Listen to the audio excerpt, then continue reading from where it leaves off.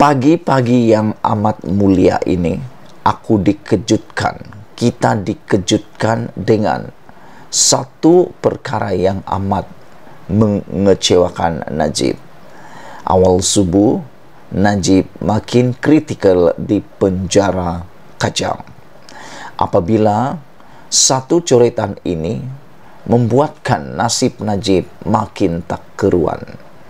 Adakah Najib akan diampun setiap kali dia disabit bersalah?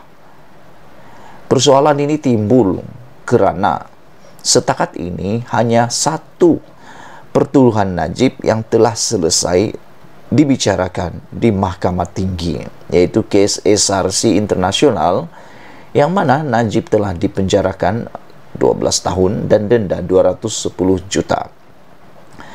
Najib sedang mengikuti juga perbicaraan, masih dalam prosedur perbicaraan yang melibatkan sekurang-kurangnya 3 lagi pertuduhan dan 2 lagi yang belum dimulakan pun.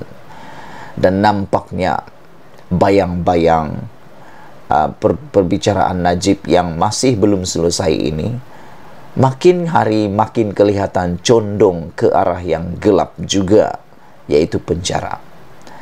Persoalannya ialah apabila kesibukan dan tindakan mengejutkan pihak Najib, baru sehari tak sampai 24 jam Najib dipenjarakan baru-baru ini di Kajang, para pengikut Najib telah pun menyerahkan memorandum pengampunan diraja selepas hanya baru sehari Najib dimasukkan ke penjara. Itulah semalam aku kata, mungkin itulah tindakan yang telah memakan diri Najib. Tindakan terburu-buru memohon pengampunan diraja daripada yang di Pertuan Agong. Tidakkah itu seperti satu penghinaan terhadap kuasa budi bicara agung? Kerana kelihatannya mereka tergesa-gesa nak sangat dibebaskan Najib walaupun belum lagi sehari pun dihukum. Di mana unsur hukuman kepada kesalahan sekiranya baru sehari telah pun memohon pengampunan? Di mana unsur untuk menyesali kesalahan yang telah terbukti salah itu sekiranya baru sehari sudah nak dilepaskan? Di mana unsur timbal balas atas kesalahan itu? Dan adakah mereka tidak terfikir, yaitu adakah setiap kali Najib dijatuhi hukuman bersalah akan dimohon pengampunan diraja?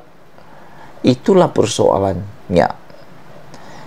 Pada pendapat aku, pengampunan diraja Najib hanya boleh dipohon selepas Najib telah menghabiskan perbicaraan kepada semua kes-kes perbicaraannya yang sedang berjalan di mahkamah, termasuklah kes tunggakan cukai Najib yang melibatkan RM1 bilion lebih tunggakan itu.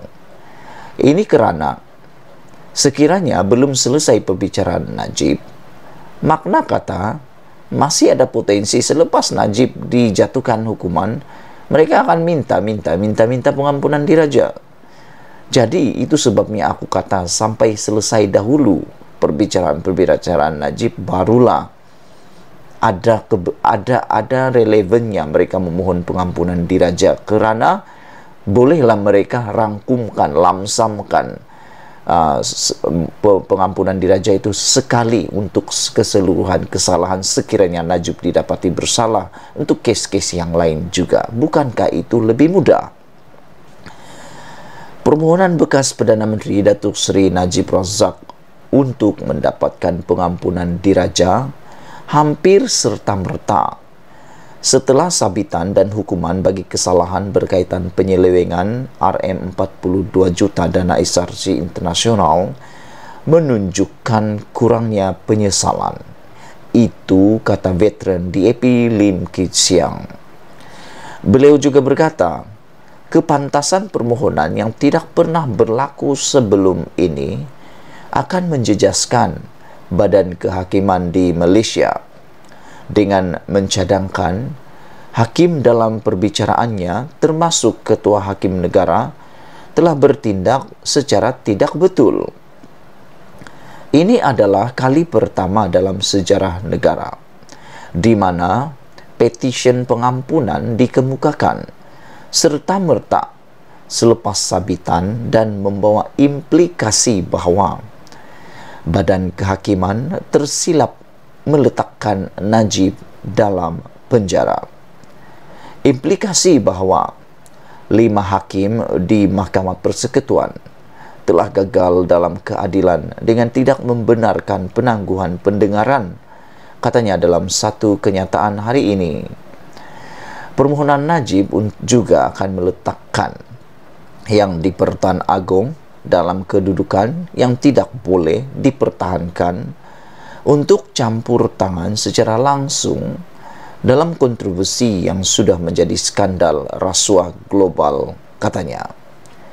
Kit Siang berkata, permohonan untuk pengampunan diraja biasanya mempunyai unsur-unsur penyesalan atas kesalahan yang dilakukan atau selepas banduan menjalani sebahagian besar daripada hukuman itu.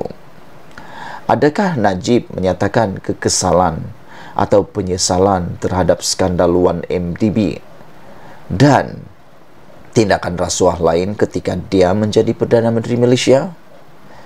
Najib mempunyai 4 lagi perbicaraan rasuah. Adakah dia akan diampunkan setiap kali dia disabitkan kesalahan? Kata Lim Kit Siang.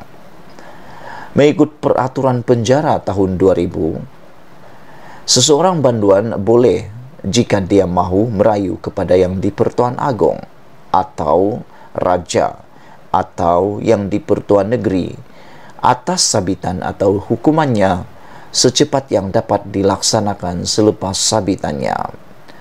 Petisyen kedua sedemikian hendaklah dibenarkan apabila banduan telah genap 3 tahun dari tarikh sabitan, dan selepas itu petisyen sedemikian hendaklah diberikan pada selang 2 tahun, melainkan jika terdapat keadaan khas di mana pegawai penjara atau pegawai penjaga boleh mempertimbangkan sama ada perlu dimaklumkan kepada raja atau raja-raja negeri atau yang di-Pertuan Negeri.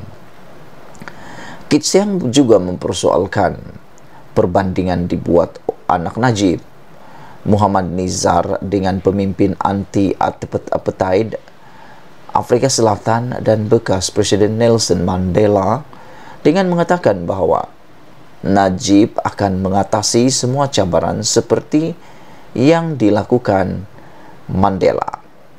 Adakah terdapat persefahaman bersamaan bahawa Najib akan diampunkan? Adakah Mandela pernah didakwa di Afrika Selatan dengan bukan sahaja rasuah tetapi skandal kewangan global? Soal Kit Siang lagi.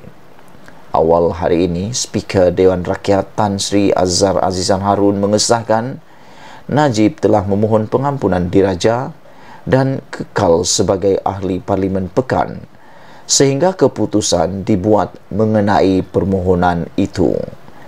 Najib memfailkan petisyen untuk pengampunan diraja pada 2 September, iaitu dalam tempoh 14 hari dari hari Mahkamah Persekutuan menolak rayuannya pada 23 Ogos.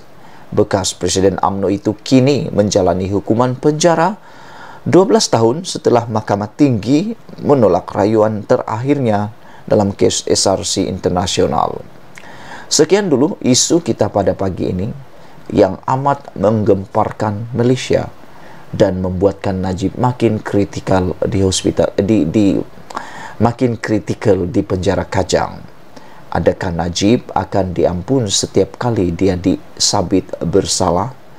Malaysia kita punya, kita jaga sama-sama, cintai Malaysiaku. Bye-bye.